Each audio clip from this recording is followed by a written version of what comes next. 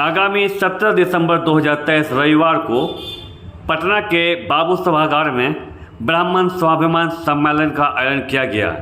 इसको लेकर ब्राह्मण स्वाभिमान सम्मेलन के कार्यकर्ताओं द्वारा अररिया जिला मुख्यालय स्थित वंदना मैरिज हॉल में एक प्रेस वार्ता की गई, जहां उन लोगों ने कार्यक्रम को सफल बनाने पर चर्चा किया एवं कहा कि सरकार द्वारा उन ब्राह्मण समाज को अनदेखी की जाती है।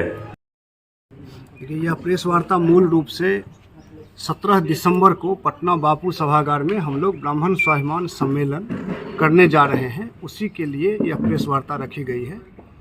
उस दिन हम लोग बिहार के सभी प्रखंडों और पंचायतों से जो सक्षम और सचेष्ट सक्रिय ब्राह्मण हैं, जो चिंतनशील हैं कि हमारे समाज के गरीबों का विकास कैसे होगा, हमारे समाज की अस्तित्व और सम्मान कैसे रक्षा होगी, उन सबों का एक सम्मेलन है।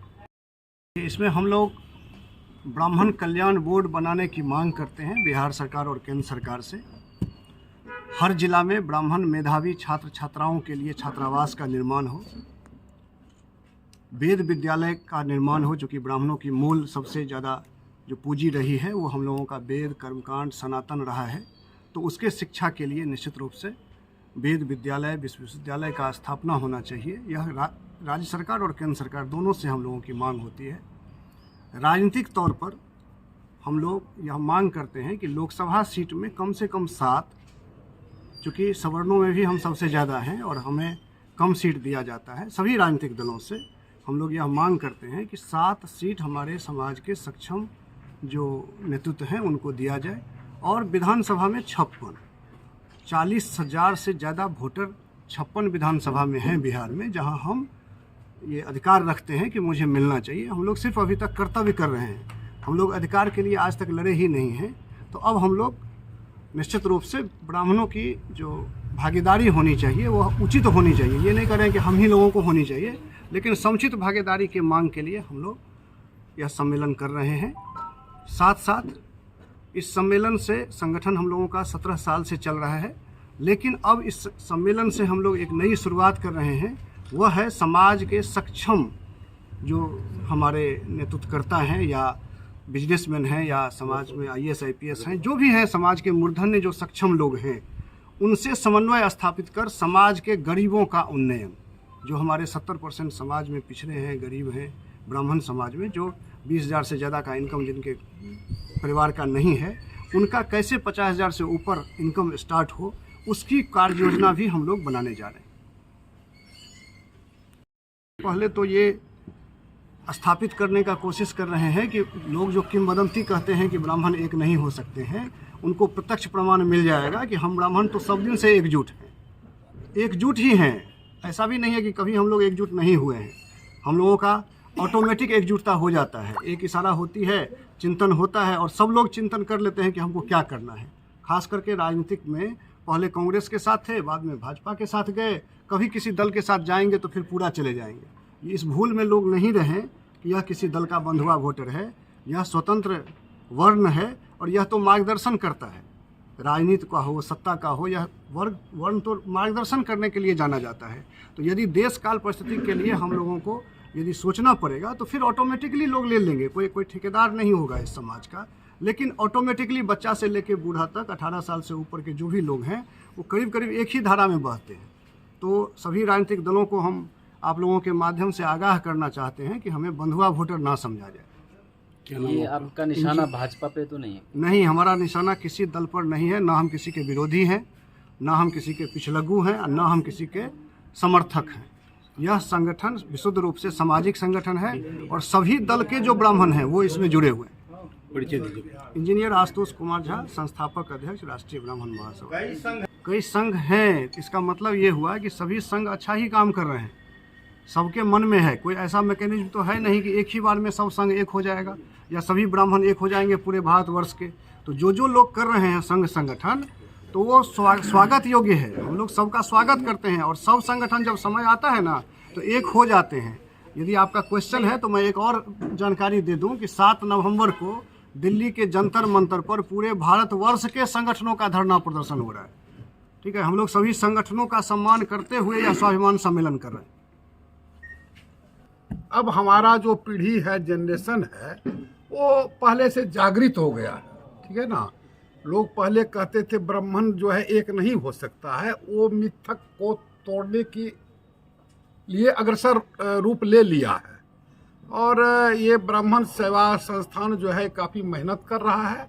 और हम लोगों को जो खास करके जातीय जनगणना के बारे में 4%, पौने 4% दिखाया गया है, तो उसमें आपत्ति दर्ज हम पहले भी कर चुके हैं प्रेस के माध्यम से, जो है वो गलत हुआ है। जैसे कि हमारे समाज में ब्राह्मण मतलब ऑल आउट ब्राह्मण, पंजाबी ब्राह्मण, मारवाड़ी ब्राह्मण, आपको बंगाली ब्राह्मण, कोई गोस्वामी है, कोई आपको जो है ये है क्या कहते हैं, भिन्न भिन्न तरह का जो है उसका टाइटिल वाला है, जिसको कि झा, मिश्रा, ठाकुर, चौधरी नहीं आया, आप उसको डिलीट कर दिए। हम लोगों का गिनती था 7.5% हम लोग आज से 5 साल पहले हम लोग भी इंटरनल अपना कराते रहते हैं, प्रत्येक राज्य में सब समाज कराता होगा, हम लोगों का ये आंकड़ा था। तो इसमें उसको छोड़ा गया है। लेकिन अभी जो अध्यक्ष जी आपको आशुतोष जी ने बताया, जो हमको हिस्सेदारी तो चाहिए ही चाहिए, और मुख्य रूप से फोकस ये हुआ, अब ये समाज जो है बंधुआ मजदूर होकर के नहीं रहेगा किसी भी हालत में। एक हाथ से दो, एक हाथ से लो, जितनी हमारी हिस्सेदारी है उतने ही आप दीजिए, लेकिन दीजिए। और खास करके आप जातीय जनगणना कराएं, उसका मैं स्वागत करता हूं। लेकिन हमारे जो ब्राह्मण समाज में या किसी समाज का, हिंदू हो, मुस्लिम हो, दलित हो, पिछड़ी अति पिछड़ी हो, सबका जात आप कीजिए, गरीब और अमीर की जात एक कीजिए। जो है अजय झा है उसको मत दीजिए कोई लाभ जो है। लेकिन आप जाइएगा मेरे समाज में, देखिएगा कितनी दयनीय स्थिति में लोग जी रहे हैं। क्या उच्च कुल में जन्म लिया तो उसका यही दुर्भाग्य है क्या? उसको वंचित रखिएगा, ये नहीं होगा। न्याय की लड़ाई के लिए, हक की लड़ाई के लिए लड़ाई लड़ी जाएगी। इसके लिए जो है बापू सभागार एक ऐना का काम दिखाने के लिए जा रहा है प्रदेश लेवल में। बापू सभागार में जो आपको जमावाड़ा होगा, उससे बहुत चीज़ आपको बाहर निकल करके आएगा। हम हक जो है छीन के लिया जाता है और भीख मांग के लिया जाता है, तो हम छीन करके लेंगे और कोई मुगलते में नहीं रहे। जो हमारा ये कोर वोटर है, अब उस समय बदल गया, जो है गिव एंड टेक होगा, यही हम लोगों का मुख्य एजेंडा है। और हम लोग संगठित होने के लिए बढ़िया ढंग से जो है भिन्न भिन्न संगठन भी जो है एकजुट आ रहा है एक मुद्दा पर। जैसा कि बताया, जंतर मंतर पर भी जो 7 नवंबर को होने जा रहा है, उसमें कई संगठन जो है एकत्रित होंगे। जो है अब यही हम लोगों का मुख्य एजेंडा है। अपने समाज के दलित, शोषित, जो पिछड़े हैं, आर्थिक स्थिति से जो है हर समाज में होता है, उसकी हकूक़ की लड़ाई जो है लड़ी जाएगी। जो है परिचय दीजिए। मेरा नाम पंडित अजय झा हुआ। विनय न माने जलधि जड़ गए 3 दिन बीत, आना हूँ लक्ष्मण सरासन, बिन भय होई है नहीं प्रीत। बाबू सभागार में हमारी भीड़ जुटेगी, हम लोग जुटेंगे और अपनी हिस्सेदारी की मांग के लिए प्रदर्शन करेंगे। इसी के आह्वान में ये आज तैयारी बैठक है। आगे हम लोग बापू सभागार जाके दिखाएंगे कि हम लोग भी एकजुट हैं, हमें भी हमारा अधिकार है। मेरा नाम राजा मिश्रा, पूर्व विधानसभा प्रत्याशी, सिकटी विधानसभा। जा रहे हैं और अच्छे भी होंगे। और हम लोग को गुमराह कर रहे हैं जो सरकार, चाहे वो जो सरकार रहे, सिर्फ गुमराह कर करके हम लोग को एक छकनी में छान करके फेंक देते हैं। तो अब हम लोग भी छकने के लिए नहीं तैयार है, न तलने के लिए तैयार है। किसी को न तलने जानते हैं और न छकने जानते हैं। अपना हक का डिमांड करते हैं। आज हमारे समाज में सिर्फ ब्राह्मण ही गरीब नहीं है, बहुत जात गरीब है, सब जात गरीब है। उसको कोई देखने वाला नहीं है। अगर किसी के यहाँ कोई घटना हो जाता है तो बहुत आदमी उसको नज़रअंदाज करते हैं, लेकिन नज़रअंदाज नहीं करना चाहिए। भाव भेद को हटाने का प्रयास करते हैं। हम जिस जाति से बिलोंग करते हैं, हम सब जात का हैं, कोई एक जात का नहीं है। कोई कहेगा कि नहीं सिर्फ ब्राह्मण है, ब्राह्मण ही नहीं है, हम सब जात हैं और हम सब जात को लेकर मिलते हैं। जब सब जात को सब चीज़ मिलता है तो हमको भी मिलना चाहिए।